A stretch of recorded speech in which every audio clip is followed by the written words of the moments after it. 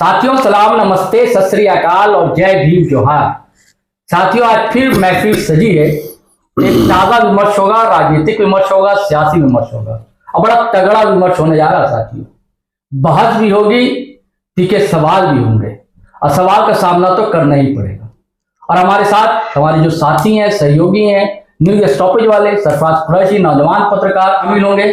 सवाल दागेंगे और सवाल किस पर दागे जाएंगे ये सवाल आपके जहन में होगा दोस्तों। ये शाहिद अय्यूबी नौजवान लीडर झारखंड का, और ये आज पहले मजलिस का बहुत ही तगड़ा उम्मीदवार माना जाने वाला है रांची विधानसभा चुनाव से। लेकिन इससे पहले इनकी भूमिका कई दशकों से रही है। जितने भी राजनीतिक इशू रहे हों, सामाजिक इशू रहे हों, झारखंड के ताकि या अल्पसंख्यक मामले की कोई भी मामले रहे हों, इशू रहे हों, उसको लेकर हमेशा ये संघर्ष करते रहे हैं। सड़क से लेकर सदन तक कभी नहीं पहुंचे। हम लोग की दुआएं कि सदन तक जाएं। इनका पूरा नाम मोहम्मद शाहिद अय्यूबी, और इधर कई सालों से ये AIIM के बड़ा प्रमुख लीडर हैं और फिलहाल ये रांची नगर के अध्यक्ष हैं। तो सवाल सरफराज भाई इनसे ही दागे जाएंगे। हाँ बिल्कुल, सवाल क्यों शाहिद भाई, तैयार हैं आप? तैयार है, क्योंकि विधानसभा है झारखंड में, की तैयारियों में जिनकी पार्टी भी जुट चुकी है, सवाल तो होंगे ही जी।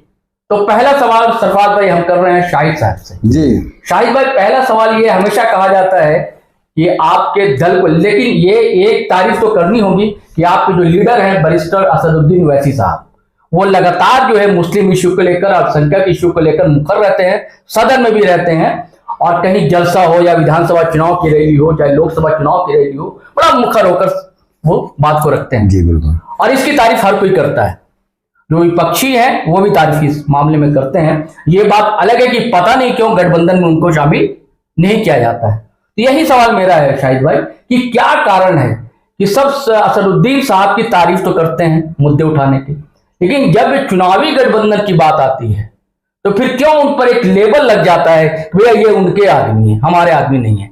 ऐसा क्यों होता शाहिद भाई? देखिए, पूरे भारतवर्ष में मुसलमानों की बात हो जी, या दबे कुचले शोषित वंचित दलितों की बात हो, आदिवासियों की बात हो, मुखर होकर के सड़क से लेकर सदन तक अगर कोई पार्टी पुरजोर तरीका से अपनी बात को रखते हैं तो वो है बैरिस्टर असदुद्दीन ओवैसी साहब। ऑल इंडिया मजलिस इत्तेहादुल मुस्लिमीन के बैनर से रखा जाता है। और जो सवाल आपने पूछा कि क्यों गठबंधन में लोग नहीं लेते हैं, तो ये तो सवाल उनसे पूछा जाए कि जो हमें गठबंधन में नहीं लेते हैं। हम लोग तो हर दबे कुचले और शोषित वंचितों की आवाज जो है, बैरिस्टर साहब सदन पे रहते हैं, सड़क पर हम लोग रहते हैं। अब सवाल तो उन पर बनता है कि जो हमें क्यों नहीं लेना चाहते हैं। लेकिन सवाल ये भी है शायद भाई कि जो आपका जो रणनीति है, आपके जो पार्टी का जो टैग है, वो है कि आप मुसलमानों को वोट को एकजुट करते हैं। खास करके आप भले दलितों की बात करते हैं, लेकिन आपके जो प्रत्याशी होते हैं पार्टी के, वो जहां मुस्लिम बहुल क्षेत्र होते हैं, जहां मुस्लिमों की तादाद होती है, आप वहां जाते हैं। इसीलिए आप पर यह आरोप लगता है कि आप मुसलमानों का वोट एक तरफ करते हैं ताकि दूसरी तरफ भाजपा को इसका फायदा हो जाता है, वो एकजुट हो जाते हैं बाकी लोग। तो इस पर यह क्यों होता है कि सिर्फ मुसलमान क्षेत्रों में ही आपके पार्टी प्रत्याशी उतारती है? हम ऐसा इल्जाम लगा है और लगता रहेगा, उससे कोई फर्क नहीं पड़ता। राजनीतिक पार्टी है, हमारा काम ही है संघर्ष करना और आपके बातों की जवाब, सवालों का जवाब जो है देना। अब रहा सहरोज भाई और सरफराज भाई कि आप को नहीं है जानकारी इस बात को कि हमारे जो प्रत्याशी होते हैं, चाहे वो वार्ड काउंसिलर का प्रत्याशी हो, विधानसभा का प्रत्याशी हो, या फिर आपका लोकसभा का प्रत्याशी हो, हम लोगों ने दलितों को भी टिकट दिया है, आदिवासियों को भी टिकट दिया है, और अल्पसंख्यक मुसलमान, जो हम अपनी मुसलमान, आप जिस पार्टी को बोल रहे हैं मुसलमान, उन लोगों को भी टिकट दिया। और तमाम जाति भिन्न सब जातियों को लेकर के हम लोग चलते हैं और हम लोग से टिकट देते हैं और जिताने का भी काम किए हैं। और अभी लोग पद पर हैं। अभी हमारे पार्टी में सूरज दास हैं, ठीक है, और भी लोग जुड़े हुए हैं। लोग सब जुड़ रहे हैं और बात अपना रखते हैं अपने अपने क्षेत्र में। जब आप घूमिएगा, भ्रमण करिएगा, तो आपको जानकारी मिलेगी कि कौन हमारे दलित समाज के हैं, कौन आदिवासी समाज के हैं, कौन ST है, कौन SC है, कौन मुस्लिम है, सब मिलेगा। चेहरा तो उन्हीं का हम लोग प्रमोट करते हैं, जैसे भाजपा में मोदी जी का किया जाता है, ठीक है, कांग्रेस में राहुल जी का किया जाता है। तो हम क्यों नहीं करें बैरिस्टर असदुद्दीन ओवैसी साहब का? हमारा चेहरा तो वही है जो हमारे लिए हक हकूक की आवाज उठा रहे। क्षेत्र वाइज लोग अपने अपने क्षेत्र में काम कर रहे हैं। 5 साल के कार्यकाल को किस रूप में देखते हैं? देखिए ऐसा है कि मुसलमानों ने यहाँ के हकीकत यही बात है कि मुसलमानों ने अपना वोट को झोला भर भर के जो है इस विधानसभा चुनाव में इनको वोट करके इस सत्ता पे ला करके बैठाया है। इससे पहले पूर्व की सरकार जो थी वो रघुवर दास की सरकार थी, भाजपा की सरकार थी। और मुसलमानों ने जब भाजपा से निजात पाने के लिए जो इनको काटने के लिए दौड़ती है, मारने के लिए दौड़ती है, उससे निजात पाने के लिए इनको जो है सत्ता पे ला दिए। पर हम याद दिला देना चाहते हैं कि एक दौर पर यही झारखंड मुक्ति मोर्चा भाजपा के सहयोगी थे और 2.5 साल जो है दोनों को सरकार पे रहे। जैसे अभी आपने कहा कि लोग भर भर के वोट दिए विधानसभा चुनाव में जेएमएम को, और लेकिन आप देखें कि रघुवर सरकार में जो काम हुए वो मुसलमानों के लिए बहुत सारे काम किए उन्होंने। डोरंडा में आपको मुसाफिर खाना बनाना हो, हज हाउस का निर्माण कराना हो, हज हाउस का निर्माण भी जो भव्य हज हाउस जिसको बोलिए वो रघुवर सरकार में ही हुए। ये अलग बात है कि काम करते हैं, काम तो उन्होंने किया है। और उन्होंने भी अपने रीजन में वक्फ बोर्ड का भी गठन किया था, सब कुछ कर दिया था। जो आपकी शिकायत है कि ये सरकार नहीं कह रही है, ये तो लगातार मांग भी उठ रही है, बाकी लोग भी मांग कर रहे हैं, पार्टी के लोग भी। सवाल ये है कि आपकी पार्टी यहाँ कहाँ दिख रही है? अब हम बता रहे हैं आपकी पार्टी जन मुद्दों पर करते रहे आप लोग, लेकिन झारखंड में जिस तरह से आपका पिछले 5 सालों में विस्तार होना चाहिए, जो लोगों तक पहुंचना चाहिए, आप अपने आप को कहाँ देखते हैं? आप खुद मैं पहले आपके वो बातों का जवाब दे दूंगा जो जिसमें आप तारीफ और कसीदा पढ़ रहे थे भाजपा वाले। देखिए सरकार का काम होता है जब उनको सत्ता मिले ना, तो जो आवाम होते हैं, जो पब्लिक होते हैं, उनकी जो सुविधा है, जो उनको लाभ पहुंचाया जा सके वो काम करना। अब उसको आप कर्ज के तौर पर अगर आप लेते हैं, चाहे वो 1000 जैसे भी मैया योजना चल रहा है और या करोड़ों का आपका लिए स्ट्रक्चर खड़ा है, तो वो आप अपने घर से दे रहे हैं, ससुराल से कोई नहीं लेके आया था। मेरी बात समझिए, हम वो बता रहे, आप लेके नहीं आए थे। हम दोनों को इसलिए बोल रहे हैं कि हम अपने, देखिए वोटर्स को भी बताना जरूरी है, हम आवाम को भी जरूरत बताना। आपके प्रश्न का जवाब में एक चीज भेद है, छिपा हुआ है, जिसको हमको उजागर भी करना। आपको पीछे करोड़ों रुपया खर्चा कर रहा है, तो सरकार आपके टैक्स दिए हुए पैसों का इस्तेमाल आपको कर रहा, आप उसके कर्जदार नहीं हो गए। आपको फिर हम चाहेंगे तो सत्ता में देंगे नहीं। सवाल वो नहीं है, हाँ। सवाल है कि काम कौन कर रहा है? की ना भाई कि हेमंत सोरेन ने नहीं किया, हाँ, उसी पर वो आईना दिखा रहे हैं। ये तो किया था, इसने किया तो हमको आईना देखिए क्या है, पहले आप समझिए। शायद वो सरकार पर जो सवाल उठते हैं, आपने मुसलमानों ने या अल्पसंख्यकों ने जो वोट दिया हेमंत सोरेन को, जेएमएम को, महागठबंधन को, जैसा आपने कहा ना अभी कि लाकर सत्ता तक, वही हम बात बोल रहे हैं, बता रहे हैं। तो इससे पहले काम, अभी तक कोई काम नहीं हो रही आपके अनुसार? अभी तक अल्पसंख्यकों का काम जो बहुत सारे होने चाहिए, मदरसा, उर्दू अकादमी है, आपका संवैधानिक अधिकार है, जो हज हाउस का टर्म खत्म हो चुका है, हज कमेटी का नहीं हुआ, अल्पसंख्यक वित्त निगम है, तो बहुत सारे काम है जो उम्मीदें थी नहीं हो पाई है। ठीक है, ये चर्चाएं भी होती है। तो मेरा कहना है कि भाई वोट, काम तो सरकार को करना ही होता है, ये तो वोट देने के बाद नहीं कर रही। जबकि रघुवर दास को वोट नहीं मिला था तो भी वो कर रही थी, क्योंकि सरकार का काम ही है काम। वही बात मैं बताना चाह रहा हूँ। आप इस मुद्दे पर कहाँ देखते हैं कि एक तो हेमंत सोरेन को इतने वोट मिले, इनकी पार्टी को फिर भी काम नहीं हुआ, और आपकी पार्टी का, हम बता रहे हैं, वही मैं जनता को बताना चाह रहा हूं सरोज भाई, कि जिसको हम लोग वोट नहीं देते हैं और नहीं देंगे भी नहीं देंगे, नहीं, भाजपा को बहुत कम लोग मुसलमान में जो है 2% लोग देते होंगे भाजपा। हम लोग मुखालफत में शुरू से और इनके विरोध में ही रहते। तो आप तो पार्टी ही आपकी अलग है, हम लोग अलग है। हम लोग की जो जन्म हुई है खास करके हमारी पार्टी की, तो इनके मुखालफत में ही हुई है, इनके आइडियोलॉजी के जस्ट विपरीत हम लोग हैं। ठीक है, तो हम लोग कभी इनको वोट नहीं करते। पर ये देखिए कि उन लोगों ने काम भी किया, ठीक है। मगर हम बता रहे हैं कि मुसलमानों को ये बात सोचना चाहिए और फिक्र करना चाहिए कि आप जिसको वोट भर भर के, झोली भर भर के दिए, वो उसने आपके लिए क्या किया? बहुत सारा जो संवैधानिक अधिकार है जिनको बिना बोले हुए ये करना चाहिए। आपने जो घोषणा पत्र लाया वो करना चाहिए, हमने जो आरक्षण की मांग की थी वो करना चाहिए, आपने जो आरक्षण की बात कही थी मुसलमानों की वो आपको फुलफिल करना चाहिए था। ये सब कोई काम ये लोग नहीं करता। अब रही हमारी बात, तो आपको बता दें सरफराज भाई कि अल्हम्दुलिल्लाह झारखंड में मजलिस 2019 से नहीं बल्कि 18 से शुरुआती दौर से काम किया। 2018 के जो चुनाव में हम लोग गए तो लोगों ने, यहाँ के जनता ने बहुत ही प्यार दिया और वोट के बनिस्बत दिया। आप देखिएगा कि हम लोगों को लगभग 3, साढ़े 3, पौने 4 लाख वोट हम लोगों को मिला था। और उस वक्त से कमोबेशी हम लोग जब भी जन मुद्दों को लेकर के, चाहे वो मॉब लिंचिंग का मामला हो, शिक्षा का मामला हो, रोजगार का मामला हो, सुरक्षा का मामला हो, हम लोग धरना प्रदर्शन भी किए हैं।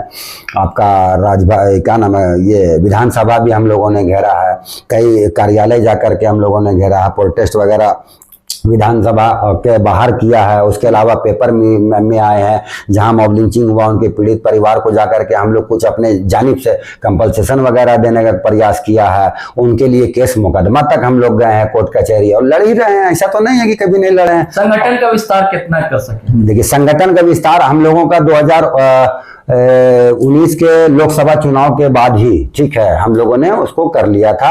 और अभी फिर से आपको 17 तारीख को, इसी 17 तारीख को रांची में खास करके वो भी फिर से मतलब इस कमेटी का नया गठन किया जा रहा है। बाकी जो रन है कमेटी वो काम लोग कर रहे हैं, चाहे प्रदेश कमेटी को, जिला कमेटी को, अपने अपने क्षेत्र में काम कर रहे हैं। चाहे आप ये चल जाइए, आपका गढ़वा चल जाइए, या आपका हजारीबाग चले जाइए, या आपका महंगामा चले जाइए, गिरिडीह चले जाइए, आपका ये पाकुड़ चले जाइए। सब जगह हमारा क्षेत्र में अपने कार्यकर्ता दल जान वक्त माल सब लगा रहे हैं, काम कर रहे हैं। नहीं, आपकी पार्टी झारखंड विधानसभा में क्या चुनाव में हिस्सा लेगी? राजनीतिक पार्टी है, जब राजनीतिक पार्टी है तो जाहिर सी बात है चुनाव लड़ेंगे। चुनाव लड़ेंगे नहीं, चुनाव जीतेंगे भी और दमखम के साथ लड़ेंगे। नहीं, ये सवाल इसलिए भी शहरोज भाई का था कि लोकसभा चुनाव में आपकी पार्टी नहीं उतरी। देश भर में बहुत सारे जगहों पर जहां आप लड़ते थे वहां नहीं उतरी। तो इसीलिए यह कयास लगाया जा रहा है कि इस बार विधानसभा में आपकी क्या तैयारी हुई? नहीं, लोगों का जो माइंड सेट किया हुआ था ना, ये भाजपा का बी टीम है, ये वोट काट लेता है, ये वो दिस दैट, समझे ना। तो हम लोगों ने ये बताया भाई कि हमारा जो लड़ाई है हकीकत में ये भाजपा से, ये संघ वाले से है, ठीक है। हम लोग भी कोशिश करते हैं कि देश में जो है सो कॉल्ड सेकुलर पार्टियों की सरकार आए और कहीं ना कहीं हम लोग भी इस चीज से निजात पाना चाहते हैं। तो जहां तक होता है हम लोग कोऑपरेट करते हैं और क़यादत करते हैं। जहां पर संभव हुआ लड़े, जहां नहीं लगा नहीं लड़े। विधान पार्लियामेंट ये लोकसभा का मामला था, प्रधानमंत्री चुनने का बात था, अब तो विधानसभा है, इसमें तो कोई मामला है नहीं। ये तो क्षेत्रीय अपना क़यादत की मामला है, तो पुरजोर तरीके से हम लोग दमखम के साथ चुनाव लड़ेंगे। चुनाव में आप लोग बेहतर एकदम दमखम के साथ। एक सवाल एक और है कि इन दिनों झारखंड में एक पार्टी जो बहुत चर्चा में आ गई है लोकसभा चुनाव से, खास करके अब जान रहे JBKLM है और वो JBKSS जो थी टाइगर जयराम महतो इसके सुप्रीमो है। तो ये पार्टी चुनाव में उतर रही है। तो ये चर्चाएं थी कि हो सकता है कि आपके AIM से उनका कुछ मामला चल रहा है क्या, कि आप लोग साथ में चुनाव में आ सकते हैं क्या, देखिए मोर्चा बन सकता है क्या? देखिए, ऐसा हम उस क्षेत्र में हम लोग प्रयासरत हैं जो भाजपा को रोक सकता है और जो यहाँ का भी मौजूदा सरकार है, जो सो कॉल्ड सेकुलर कहते हैं, मुस्लिमों को हितैषी कहते हैं, आदिवासियों को हितैषी कहते हैं, इनके खिलाफ भी जो तीसरा मोर्चा तैयार हो रहा है उस पर हम लोग प्रयासरत हैं कि उन तमाम लोगों को जोड़ करके थर्ड फ्रंट बना करके मजबूती और दमखम के साथ इस बार चुनाव लड़ाया जाए। और इन लोगों को, दोनों को, एक मजबूरी का फायदा उठा रहा है, एक डरा करके जो है फायदा उठा रहा है, मतलब कि डराता है। तो दोनों को हम लोग जो है ना सबक सिखाने का काम करेंगे। अभी हम लोग भूल जाए कि मतलब कि हम इसे डर करके या इनसे भयभीत हो करके या इनके लोभ लालच में फंस करके आदमी ये करेगा, नहीं। अब तो क़यादत हर हाल में करना है। देखिए, अभी लोकसभा चुनाव में हिंदू समाज कितना जागरूक है। राम राज्य की बात थी, हिंदुत्व की बात थी, पर महतो समाज के लोगों ने जयराम महतो को कहां पहुंचा दिया? और उनके साथ साथ एक लड़का था रांची से जो लड़ा था लोकसभा, देवेंद्र नाथ महतो, फिर हजारीबाग से कोई लड़का मुस्लिम लगा, संजय मेहता। तो इन तमाम लोगों को अच्छा खासा वोट मिला है और ये सब लोग ठुकरा करके हिंदुत्व को ठुकराया, इन्होंने राम राज्य को ठुकराया और अपना लीडरशिप पैदा किया। क्या इनको डर नहीं है, इनको भय नहीं है? पर ये कॉन्सेप्ट हमारे मुसलमानों में कब आएगा उसका हम इंतजार कर रहे हैं। लोगों के बीच जा रहे हैं और समझाने का प्रयास कर रहे हैं कि भाई आप भी इस भरम से जो है बाहर निकलिए, अपनी क़यादत करिए, अपनी तकदीर और मुकद्दर बदलिए। अभी 2024 चल रहा है, सैयद सरोज भाई और सरफराज भाई याद दिला दे रहे हैं, पिछले 30 वर्षों से रांची विधानसभा की सिर्फ मैं बात कर रहा हूं, यहां भाजपा के प्रत्याशी बोलिए चाहे कैंडिडेट बोलिए सीपी सिंह जी को, कोई दल चाहे यहाँ के बड़े राष्ट्रीय दल कहलाने वाले कांग्रेस नहीं हरा पाया, जेएमएम नहीं हरा पाया, आरजेडी नहीं हरा पाया, लेफ्ट नहीं पर हरा पाया और तमाम जो लोग वोट उठ करके दिए हैं तमाम लोग नहीं हरा पाए। इतना मतलब ये लोग कमजोर हो गए हैं। अब अगर इसको कोई हराएगा तो इंशाअल्लाह ताला वादा करते हैं इस बार दमखम के साथ उतरा जाएगा और इस बार रांची विधानसभा सीट जीत करके आपको देखना। क्या लग रहा है अभी तक कितने लोगों का नाम पहुंच चुका है चुनाव को लेकर कि हाँ हमें चुनाव लड़ना, चाहे वो किसी भी विधानसभा से हो, 81 विधानसभा में? और आप जैसा बता रहे हैं कि अगर आपका गठबंधन हो जाता है तब तो फिर गठबंधन में तय होगा कि कितनी सीटें आपको मिलती है। और अगर गठबंधन नहीं होता है, गठबंधन नहीं हुआ तो आपकी क्या तैयारी है झारखंड में इस बार? पार्टी क्या किस स्तर पर, कितने आवेदन अभी तक आ गए अगर मुमकिन हो ये बता? नहीं, बहुत जल्दी हो जाएगा इस पर चर्चा करना। कुछ भेद भी रखा जाता है, चुनाव लड़ना है और दम से लड़ना है। इंटरनल में कितने आवेदन आ रहे हैं? आवेदन बहुत सारे आवेदन है। वो 81 विधानसभा अगर 181 भी होता तो भी हो जाएगा, मतलब इतना है, उसका लिए सोचना नहीं है। और दम पूरे ताकत के साथ लड़ने की जा रही है MIM पार्टी। पर चूंकि अभी कंडीशन वो नहीं है, अभी तो बात हो रहा है कि गठबंधन बहुत सारे पार्टी ऑफर आ रहे हैं, बहुत सारे से हम लोग भी चाह रहे हैं मिलजुल करके, चूंकि सीट जीतना भी है ना, तो हम लोग वो तैयारी कर रहे हैं इस बार सबक सिखाया जाए इन दोनों पार्टियों को और जीता जाए।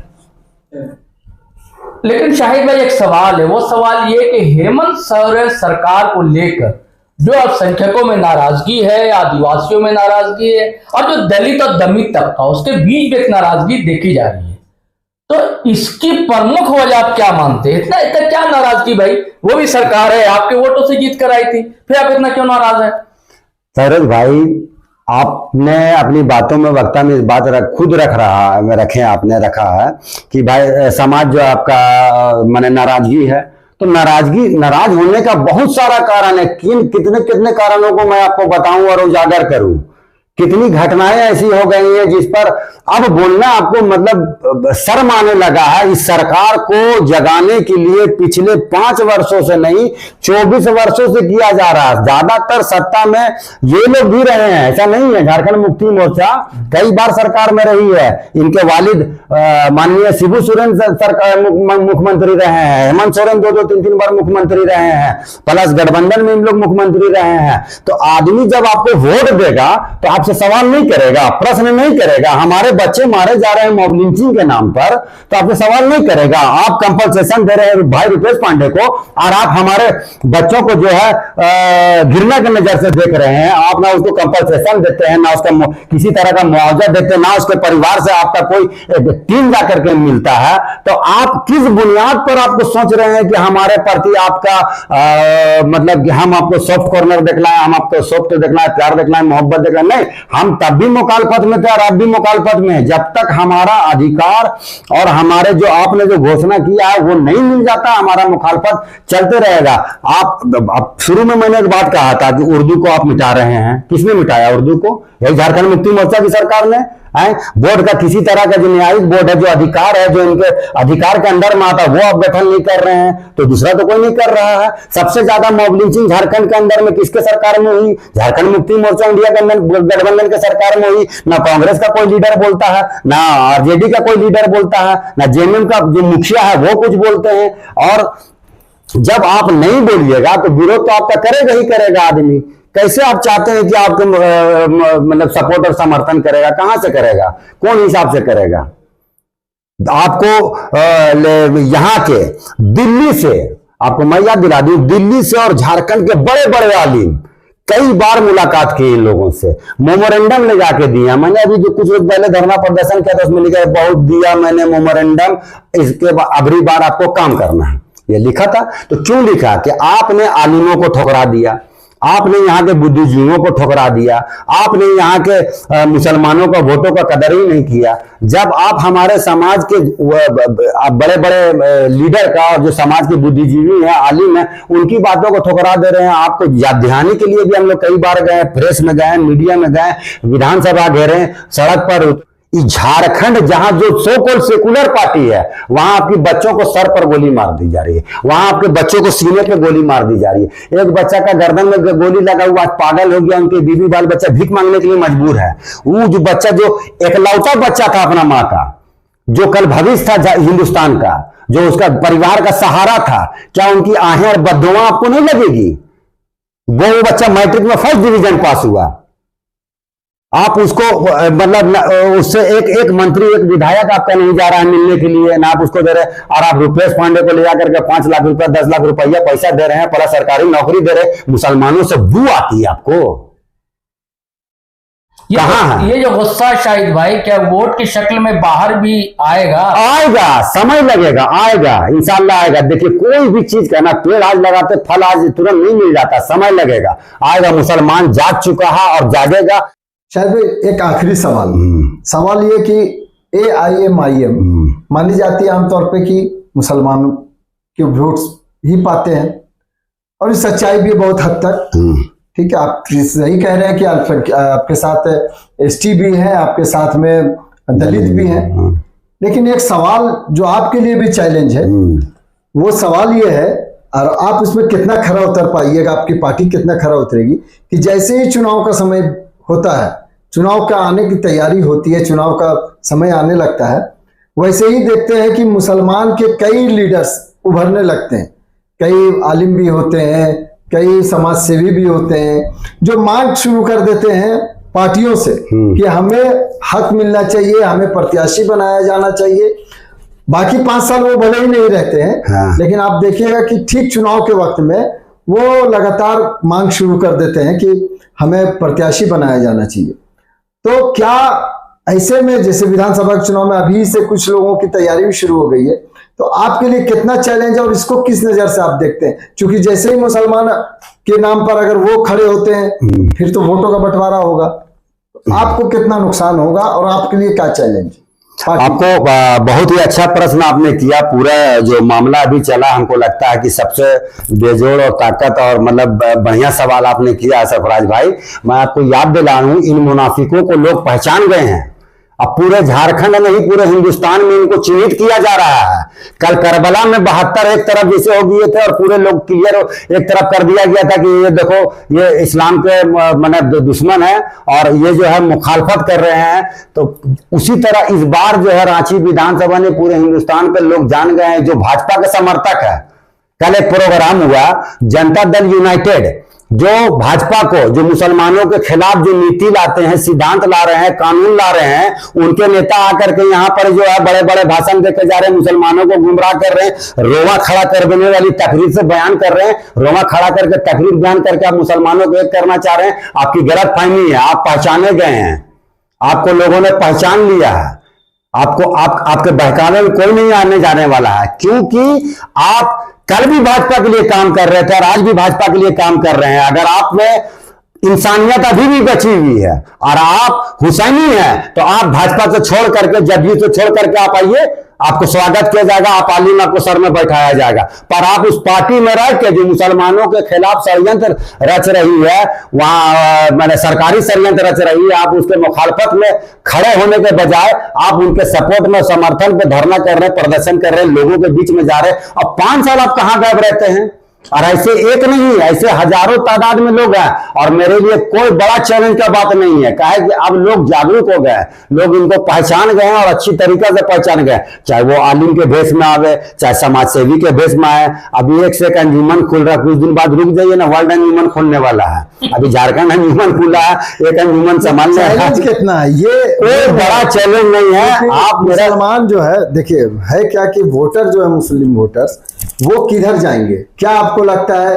क्योंकि AIM पर लोग तो ऐसे ही असदुद्दीन अवैसी को लेकर लोग जुड़ाव रखते हैं आमतौर पे। हाँ। लेकिन जिस तरह से विधानसभा चुनाव के दौरान बहुत सारे नेता नजर आने लगे हैं सामने से, उनका गिनती जो है, इसको कितना चैलेंज है, उनका एक लाइन में जवाब आप बताइए। उनका गिनती जो है बरसाती मेंढक के तरह है। 5 साल में वो आएंगे, यहाँ के पब्लिक को, यहाँ के मुसलमानों को बेच करके राज्यसभा या एमएलसी आदमी बन जाता है और आपको पता नहीं चलता। ऐसे लोगों को रांची समेत पूरे झारखंड के लोग पहचान गए हैं और उनका दाल इस बार यहाँ नहीं गलने वाला है। मैं रांची समेत झारखंड के मुसलमानों से नम्र निवेदन के साथ और गुजारिश के साथ कहूंगा कि इनके बहकावे में नहीं आइए। यहाँ का खतियानी जो होगा, यहाँ का जो पैदावार होगा, वो झारखंड मुक्ति मोर्चा हो, कांग्रेस हो, भाजपा हो, किसी से भी वो मुखालफत करने के लिए यहाँ का लीडर, यहाँ का आवाम, यहाँ का पब्लिक काफी है। हमको बिहार के लोगों की क्यादत करने की जरूरत नहीं है।